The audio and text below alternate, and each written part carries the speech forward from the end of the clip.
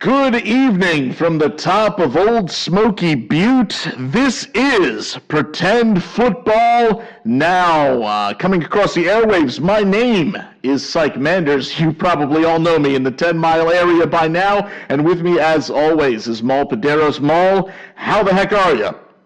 I am absolutely fantastic. It has been a phenomenal week of pretend football. Some real ups, some real downs. Championship caliber pretend football has been on everyone's mind these last week.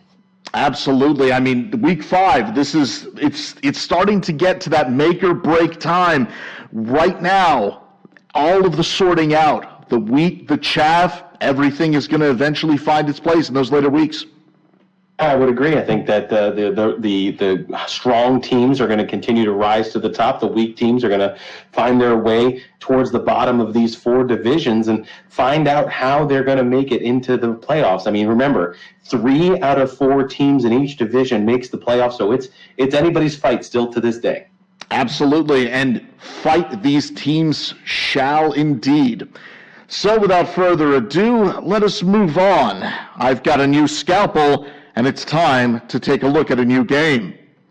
The Pine Lake Park Tombstones arrived to battle at Arbat's own Stalin Memorial Stadium, and as the Gulag doors swung open, the Tombstones would not be leaving as they were imprisoned 114 to 140 Gopniks.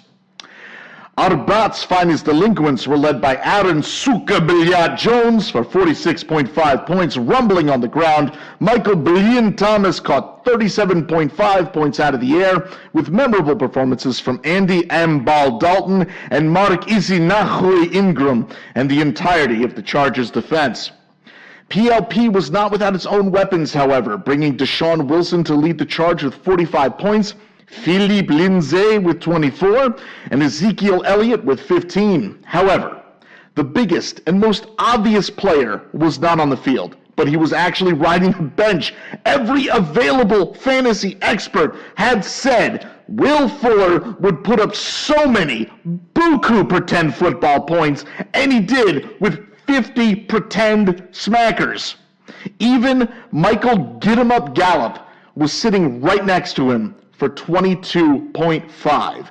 If he had made these crucial swaps, his score would have scraped the knees of greatness at 4th highest all-time NJCFFL, but without them, he was consigned to be in prison in the Arbat Gopniks Gulag.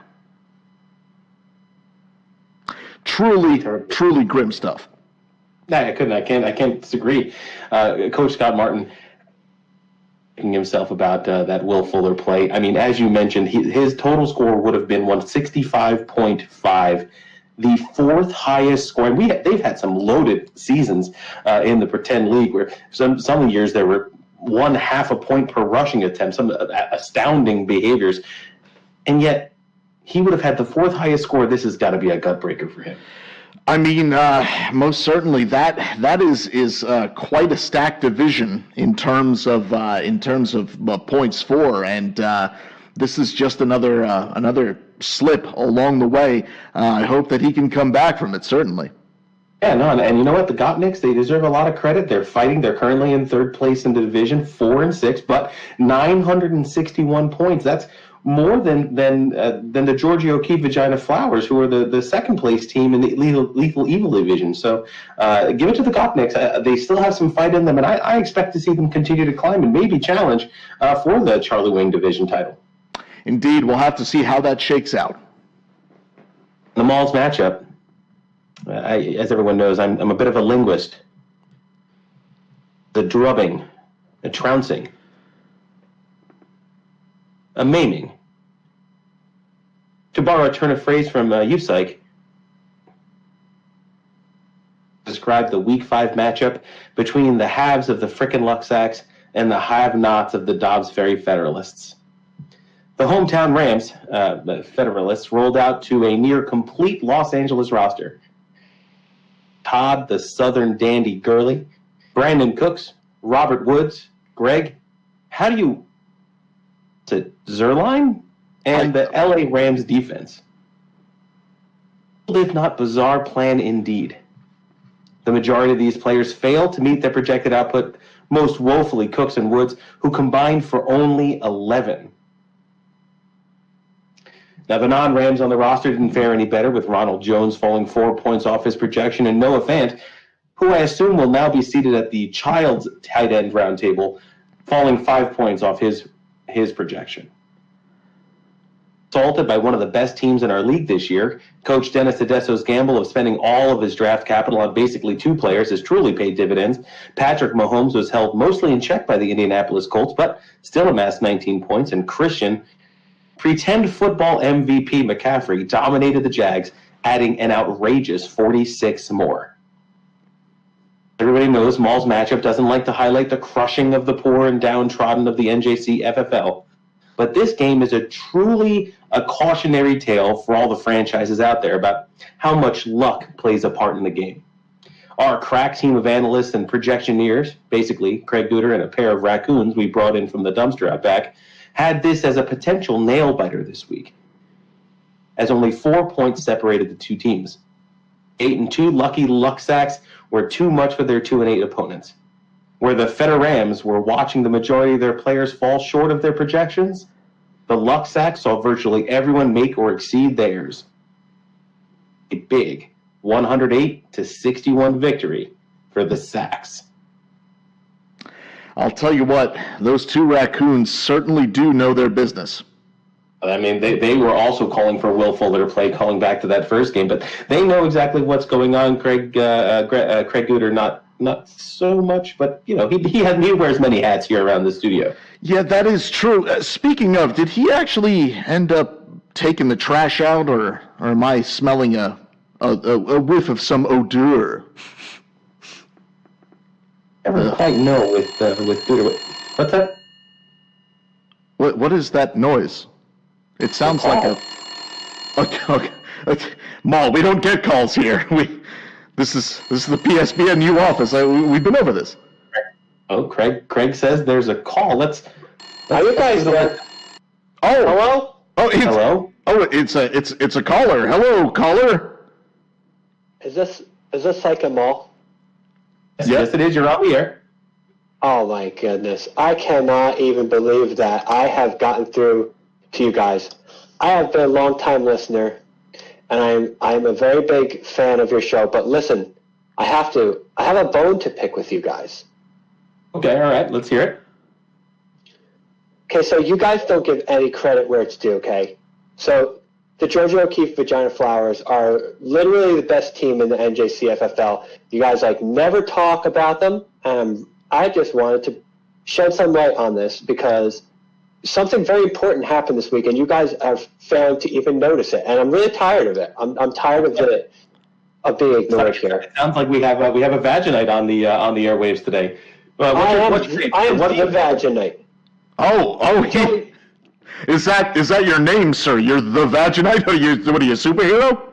No, my name is Joey Dancer. Oh, Joey Dancer. Okay. Yes, okay. And I am the vaginite. Okay, but listen to me. I have to tell you something. So you don't give Georgia O'Keeffe Vagina Flowers any credit for what they have done, okay? Listen, we got to the championship game last year, okay? But not only that. Here's a statistic that's going to blow your freaking mind. In 2017, it was the Georgia O'Keeffe Vagina Flowers who defeated the Catskill Cleavers when they were 14-0. And last year, it was the Fanatics who got off to a 4-0 start, and who beat them? The Vagina Flowers. And now, this very week, none other than the Vagina Flowers are the ones who put a stop to the 8-0 rampage of the South Sharpsville Gravy Legs. And now, guess what? They're 9-1, okay? So guess what? The Vagina Flowers are about the sneakiest, most potent team in this entire league, and I want to hear more about them, okay? Okay, well, look, pal, you can't exactly just call into our show and demand we change your content. You understand? It's. I don't mean any disrespect to you guys, but listen, I'm just trying to make your show a little bit better. I'm getting a little tired of the vagina flowers being ignored. Oh, okay. It's something you should consider, okay? Okay, well, I'll tell you what. I mean, you don't want to offend us, but I will offend you. Maul, check this out. Click!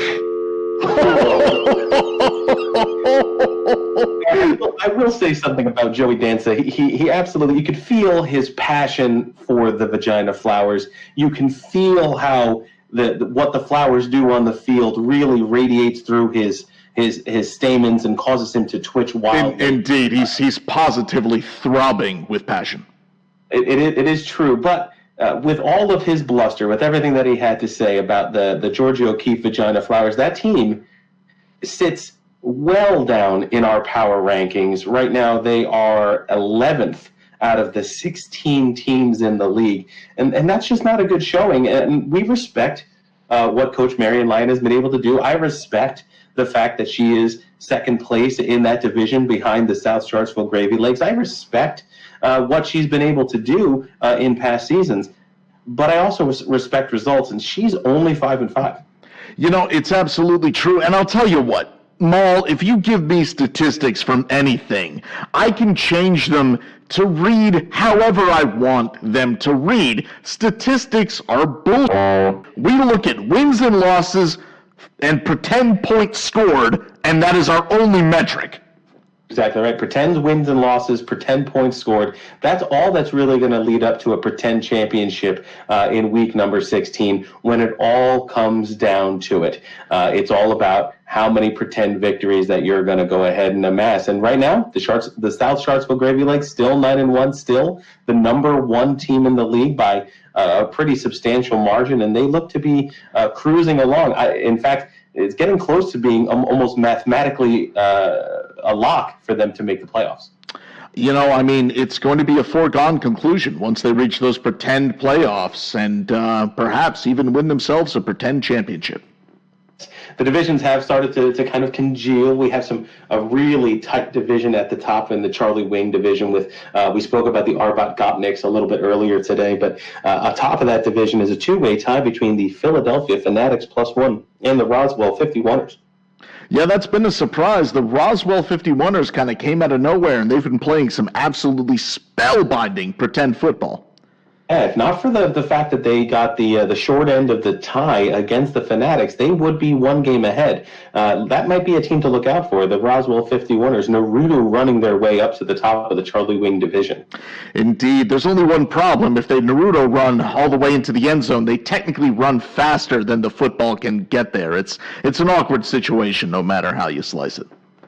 In the death of the dinosaur division, the frickin' Luxacs hold an 8-2 record at the top. The Rainbow Unicorn Death Squad right behind, 2 games back, 6-4. The Cooter Institute Beavers 5-5. Kylan Swanson, he now 2-0 the night of the Kings of Limbs. They were on a roll, but now sit 3 games back of the Beavers. So it's going to be quite an uphill climb for Coach Kylan to get out of the basement. Most definitely. You know, we've talked about this before. I think, what must he think? It's truly family against family, blood against blood. There's a lot of complex emotions that make for really spellbinding pretend football.